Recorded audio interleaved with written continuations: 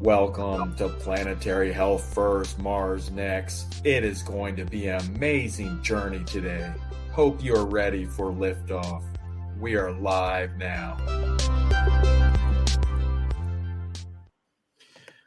Well, this is awesome. Welcome to Planetary Health First, Mars Next. My name is Michael Mann. I'm the host and I guess producer, founder, and all dishwasher too at Planetary Health First. But anyway, I'm really excited because I have a podcaster here, Mendel, and he is 2 years in, and it looks pretty impressive what you've done, Mendel.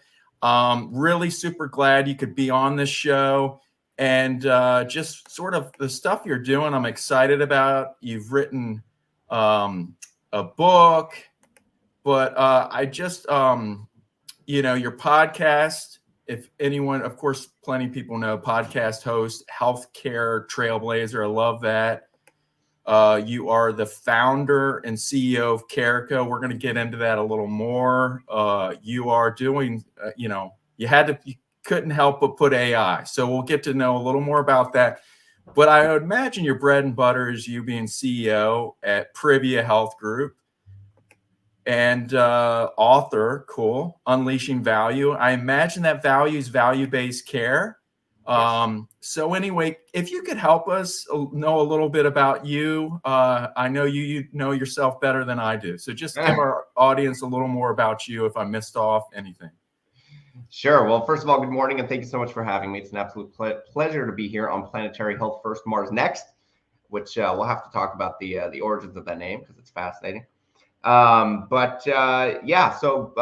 you mentioned all the things. They kind of all center around my interest in care coordination and value-based care. So Privia Health Group is a company that white labels various care coordination services to some hospitals, some FQHCs, and a lot of small mom and pop docs around the country. We talk to about 5,000 patients a month, and we actually provide the service of chronic care management, remote patient monitoring, transitional care management, annual wellness visit support, and behavioral health integration. Those are kind of the menu of 5. And, it's all white label to our clients. It's fantastic. And that really got me interested in value-based care as a concept, even though these services are still fee-for-service. They all have CPT codes that are billable, so they're actual revenue drivers in fee-for-service world to our clients.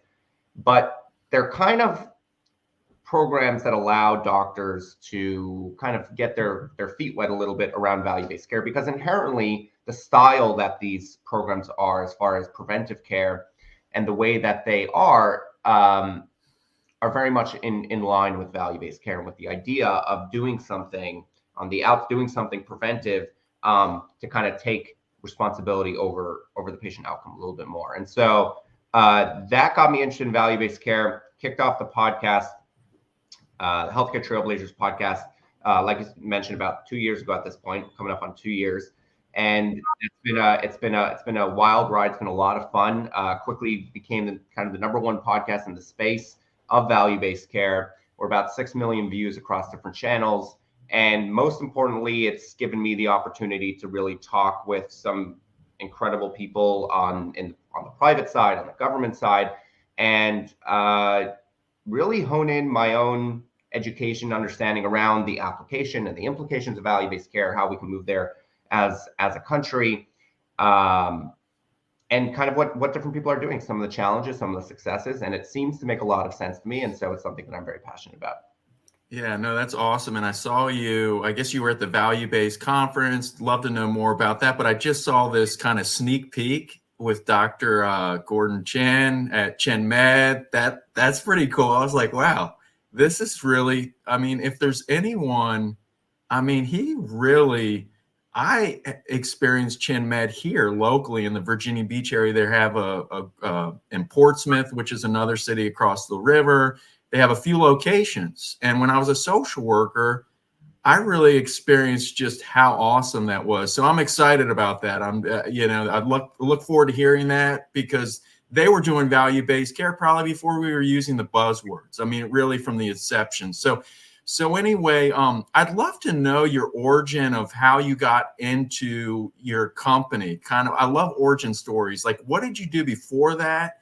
You know, of all the things, because healthcare is so big and vast, right? I mean, you could have been in pharmacy, you could have been in all the different things, skilled nursing, different technology. I mean, I'd love to know just the origins of Mendel from where you are.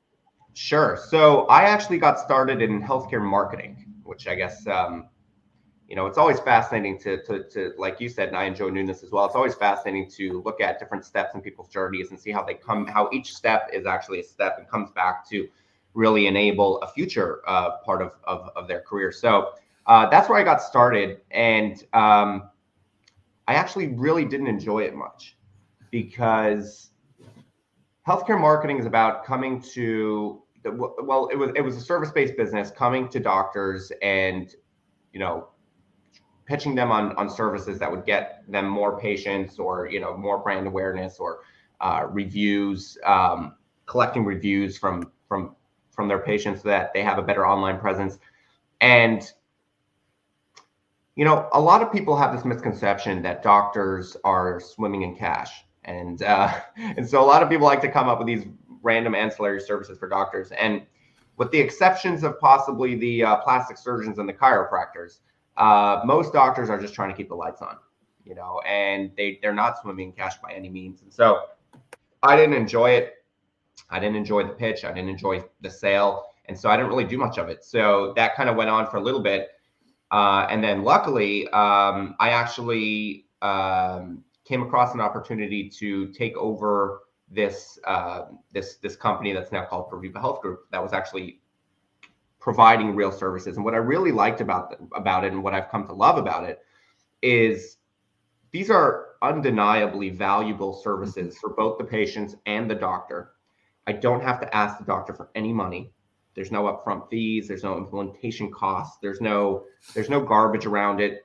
There's no sneaky, like, you know, I've come across so many sneaky type, you know, kind of contracts, patient minimums, you know, locking you into various things, and terms to the contract. And we decided from kind of day one, we're not going to build it like that. We're going to build it in a purely value-based service line, where we're looking to provide value to the patients and to the providers. And the way that the success, and it's actually a value-based business strategy, which is that if the end result is successful for both the patient and the practice, then we as a business will succeed. And we cannot succeed without the end result success. And so there's no short term, hey, let me get this sale off, let me get you signed up, you know, give me a $10,000 implementation fee, and I'll get you, you know, XYZ marketing services done. There's none of that. It's, hey, let's get a really valuable program done for your patients. And if they're happy, you'll be happy. If you're getting paid, you'll be double happy. And then that comes back to me. So that's That's awesome. I love that. And I love how you shared that you were doing something, working with that same group. You know, you understand their pain. You got to know the practice providers, the physician groups. And then all of a sudden you're like, wow, you had this opportunity to really get, I guess, product market fit, better alignment, something that just really worked. I want to come over to, sorry, that was not what I wanted to do yet. The author of Unleashing Value. Can you share a little bit about that with our audience? What this is, what the book is, why should we, you know, I can imagine what's in it, something about value-based care, but tell us a little bit about that. Sure. Yeah. So you can see the cover here. This is the book. It's Unleashing Value, the Case for AI in Value-Based Care. And so at this point, you know, and you mentioned the conference. I just moderated a panel over at the Think Value conference over in DC, and look forward to doing a bunch more conferences in 2024. And AI at this point has become this giant buzzword. I mean, it almost just turns your ears off when you hear artificial intelligence at this point. And, you know, I joke that it's almost like every company in the entire world just went to their developers for their website and said, go to the back end, just do a giant find and replace function, and find the word technology and just replace it with AI technology. So everything just became artificial intelligence. And then buy the domain .ai too, right? Yeah. And so it's kind of unfortunate, but it's also a byproduct of how popular and what an impact AI has had on the world. I mean, it's very interesting, and I actually talk about this in the book. And it was funny because right before we were jumping on this call, I was going through LinkedIn and I saw somebody that I'd been connected with a couple years back, and this guy was all about the metaverse. This guy was all about it. And it was really funny to see, because I haven't looked at his profile in a couple years, and I just jumped back in and I see that now there's nothing about the metaverse on his profile. All AI. Yeah. So you have guys ChatGPT-4. Yeah, exactly. So that you have guys that are just jump from shiny thing to shiny thing. But then, so I actually tested it out. And what I like to do is I don't like to just jump on the shiny thing and then just talk about it, rebrand myself. And so even with what we're talking about here, I really put in 8 months of intense work and development and research before I even started opening my mouth and talking about some of the actual just benefits and successes that I've seen in my own personal journey. So, but my point is that a couple years back, the metaverse was all the rage, and so I said, you know what, let me think about this. And I had this idea to revolutionize healthcare conferences using the metaverse. And the idea was that doctors have to go to these conferences, medical professionals have to go to these conferences. They got to get their CMEs, they got to get their credits. There's reasons that they have to go. You want to stay up to date, you want to see the vendors, you want to see the new technologies. There's a lot of value to conferences, but it's also a huge cost and a huge it's kind of a pain. You got to actually travel, and you got to stay at the hotel, and you got to get there, and you got to get back. And there's a lot that goes into it that's both expensive and time consuming. And it's not like doctors, or even more so in a sense, administrative staff have, a bunch of time to do that. So the idea was to basically get a bunch of Oculuses or whatever VR set, send them out to people, create a virtual environment. And I tested this out, and the actual virtual environment is so cool because you have spatial audio. So you can have this massive, conference center with booths and vendors, and then you can have a main stage, and you can have screens up behind the speakers, and you can literally do everything that you do in the real world, but you would have it in the virtual reality. And then the idea was you just ship a bunch of Oculus goggles to a bunch of people, and they all put it on, and for a day everyone's in the metaverse, and no one has to travel anywhere, and you get to literally visit the booths and walk from booth to booth. And I tested it all out, and technically it was actually really, really cool, and I think it was a great idea. The problem was two things. What I came to realize by testing it is, number one, the battery life on these things, well, it's three things. The battery life on these things is not great, which means that it's not going to run for a day. You have like 2 hours, literally, max, which is not really tenable. But that'll get better. But I think the larger issue was that, so I have a friend who's a doctor, and he explained to me that you have basically your sense of you get nauseous when basically you have these receptors on the inside of your ears, and then you have wind blowing in your face that moves those things, and then your vision as well. And basically, if your vision and those sensors don't align as far as movement, that's when you get nauseous. So that's why if you're in a car, a lot of people, if they're in a car and they're reading a book, they'll get nauseous because their vision looks like everything is stable, but they also know that, and maybe I'm misquoting this, I'm by no means a doctor, but that's the general concept. And so with VR, there's a huge barrier to entry in the fact that you get extremely nauseous, and it's very, very common. I'm not I don't get nauseous from random things, but it's very nausea inducing to move very quickly through a virtual reality space. And apparently it takes about 3 weeks of just continuously going through that before your brain gets used to it. And so I think that's just completely untenable. I think it's a massive barrier to entry. Most people are just not going to do that. If you get nauseous once, twice, you're not going to want to pick up that VR set again. And so to me, that was a huge indicator that, this is hype. And right now it might be a big thing, but this isn't really a sustainable thing. And maybe it comes back around in the future and whatever, maybe it changes. But for right now, for the foreseeable future, it's not a thing. And so with artificial intelligence and the way that it all exploded, in November of 22, when ChatGPT came out from OpenAI, I kind of started doing the same experiments, but I came to the opposite conclusion. So I spent 8 months actually implementing various AI tools, using a lot of ChatGPT in various workflows, and figuring out kind of creative ways of utilizing artificial intelligence. And it really led to my understanding of kind of what incredible capabilities artificial intelligence actually can do. Is this what inspired your recent CEO Care Co? Is that kind of where it's getting in with the care coordination sort of? Yes. Is that what we're leading into? Yes, exactly. Cool. So, so I did that for about 8 months, and was like, this is real. This is real. This is here to stay.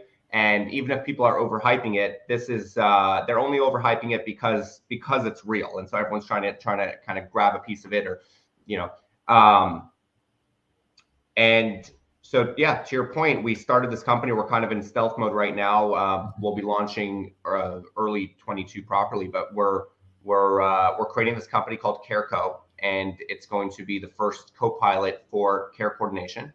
And I don't want to get into too much detail, but it's mind blowing. Cool. That's awesome. Extremely, revolutionary. So I would love for you to share a little bit what you're seeing 2024 conferences, new tech predictions.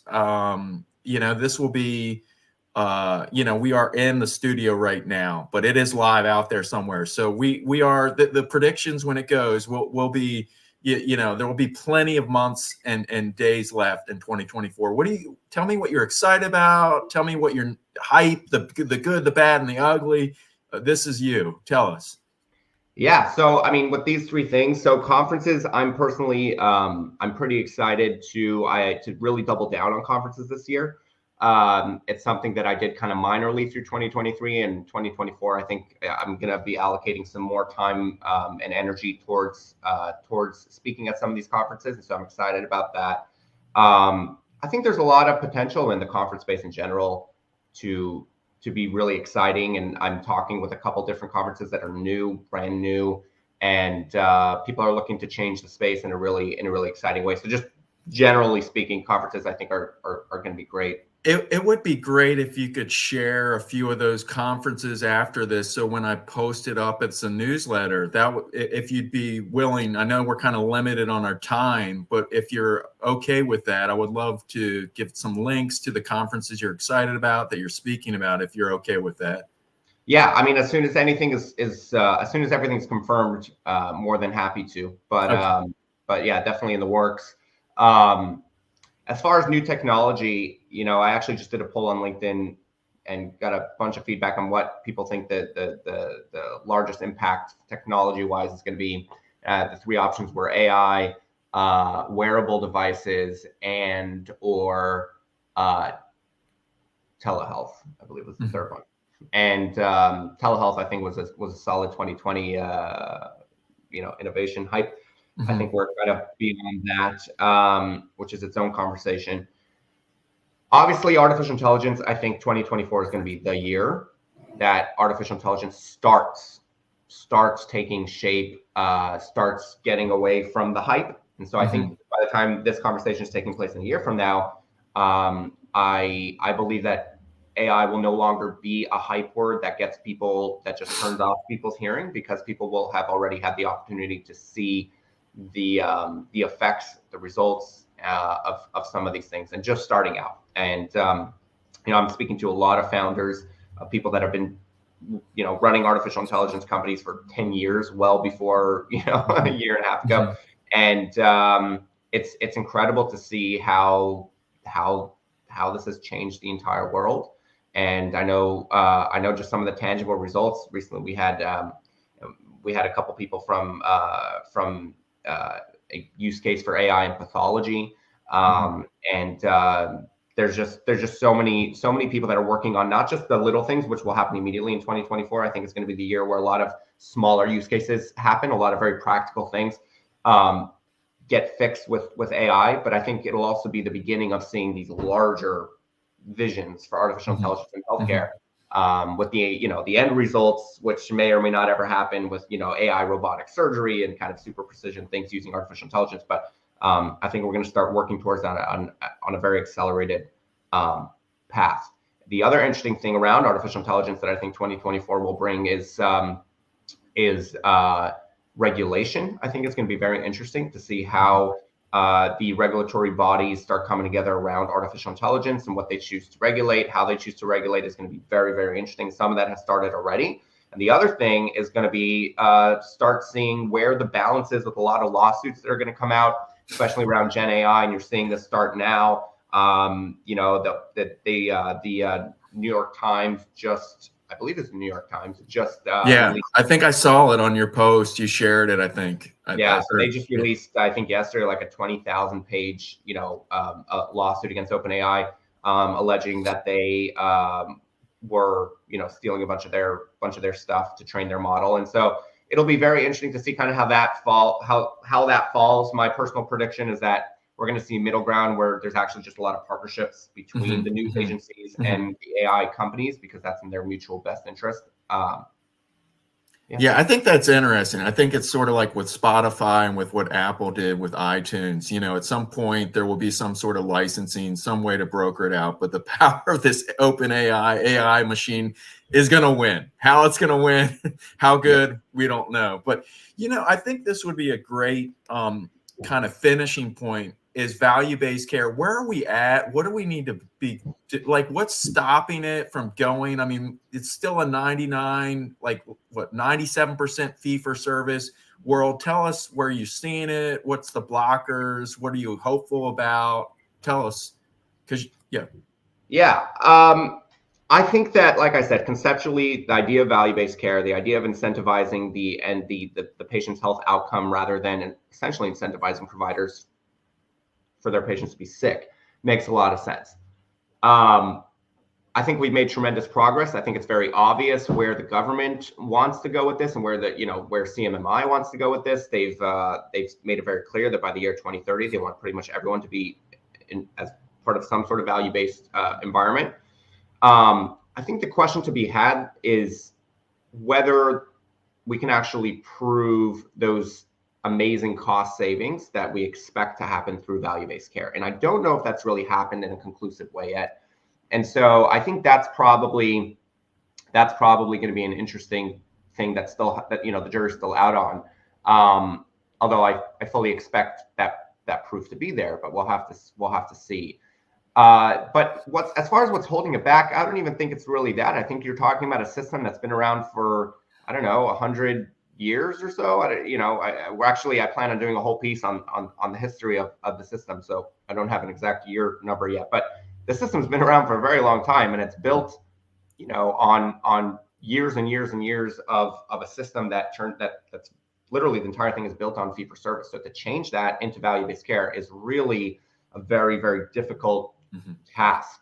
I'd recommend, the two guests that I've had on the podcast that are doing this in a really meaningful way would be Dr. Zena Brown from Northwell Health. So she's from within Northwell Health doing a whole bunch of value-based care. And that's really cool. And then you have Dr. David Pate, who is the CEO over at St. Luke's. And he turned a third of their revenue, $1 billion out of $3 billion, into value-based care from within the confines of a fee-for-service environment. So it's not an easy task, and and that's definitely an inhibitor for sure. I like those two reference points. We need reference points of success models, and I hope if you could also share those two wherever, if there's a data point with their results, I would love to, when I upload this and put it on, to have that. I think it's so important because there's so much boohoo on, it's like, it doesn't have to be so controversial, but it seems like there's a lot of lovers and haters when it comes to VBC, very few in between. And that's what I found. Do you find the same or not? So, I mean, look, in my echo chamber, there's a lot of optimism around it. I think that there's a little bit of I've seen a little bit of consistent negativity around it. And my concern there is that it might just be for clicks and clout, because it's always fun to hate on the thing, and it's the easiest way to kind of get attention. But that could just be my echo chamber, but there definitely seems to be a lot of optimism around it. And as far as sources, it's you can pull it on the YouTube page, Healthcare Trailblazers. You'll find those two episodes. Cool, cool. Well, I guess if done or realized, value-based care could be the next bastion champion for the primary care, the physician, where they get more skin in the game and they are rewarded for their doings. It's just that they need people like you, those middle, if you would call it middleware, those technology enablers to help them with those data points, to help them manage those patients. So I think all the reason it seems like you're really part of that transformation, part of those helping to move and realize it. So I'm really glad you're doing what you're doing. I'm excited. And I'm really glad you came just to stop by here on Earth, not on Mars, but on Earth today in this digital format. Well, thank you so much. It's been an absolute pleasure, and it's a great honor that you even say that we're in the middle ground there. But listen, all we can do is work together and try to create some positive progress. All right. Well, we're going to call it a day. Friends, it has been a great journey today on Planetary Health First, Mars Next. Follow us for more on Planetary Health First, Mars Next. Until next time, peace be with you.